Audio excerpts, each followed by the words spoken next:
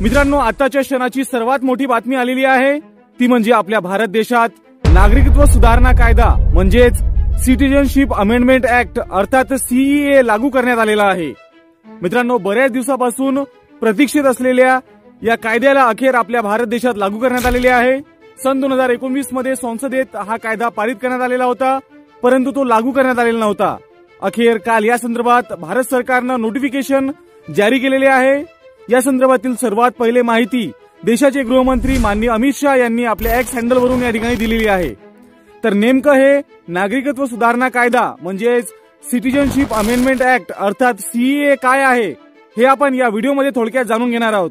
तर त्यासाठी हा व्हिडिओ शेवटपर्यंत नक्की पहा आणि अशाच प्रकारच्या उपयुक्त व्हिडिओज करिता चॅनलला सबस्क्राइब करून घ्या, नोटिफिकेशन बेल नक्की दाबा आणि या कायद्याबद्दल तुमचं मत काय आहे कमेंट करून आम्हाला नक्की सांगा। तर चला सुरू करूयात हा अत्यंत महत्त्वाचा व्हिडिओ।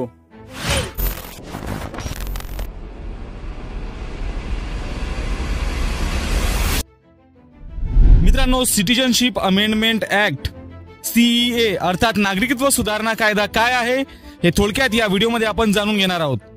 तर सीईए अर्थात नागरिकत्व सुधारणा कायद्यामध्ये 3 देशांमधील अल्पसंख्याकांना भारतीय नागरिकत्व देण्याची तरतूद करण्यात आली आहे। पाकिस्तान, बांगलादेश आणि अफगाणिस्तान या 3 देशांमधील अल्पसंख्याकांना नागरिकत्व देण्याबाबत हा कायदा आहे। धार्मिक छळामुळे पाकिस्तान, बांगलादेश आणि अफगाणिस्तानातून पळ काढलेल्यांना भारतात नागरिकत्व मिळेल अशी या कायद्यात तरतूद आहे। हिंदू, बौद्ध, जैन, पारशी, ख्रिश्चन आणि शीख या 6 धार्मिक अल्पसंख्याकांना नागरिकत्व देण्याचा प्रयत्न या कायद्याच्या माध्यमातून करण्यात येणार आहे।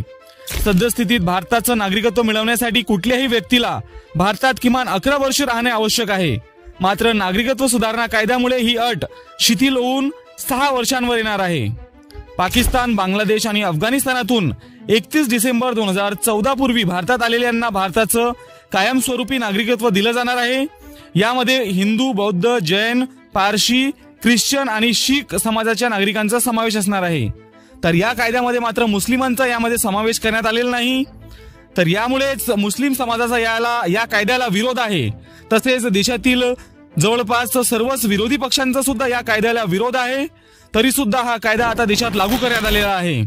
तर मित्रांनो, नेमकं या कायद्याबद्दल तुमचं मत काय आहे कमेंट करून आम्हाला नक्की सांगा आणि अशाच प्रकारच्या उपयुक्त व्हिडिओज करिता चॅनलला नक्की सबस्क्राइब करून घ्या, नोटिफिकेशन बेल नक्की दाबा। तर आजच्या व्हिडिओमध्ये एवढंच, भेटूयात पुढील व्हिडिओमध्ये नवीन माहितीसह। धन्यवाद।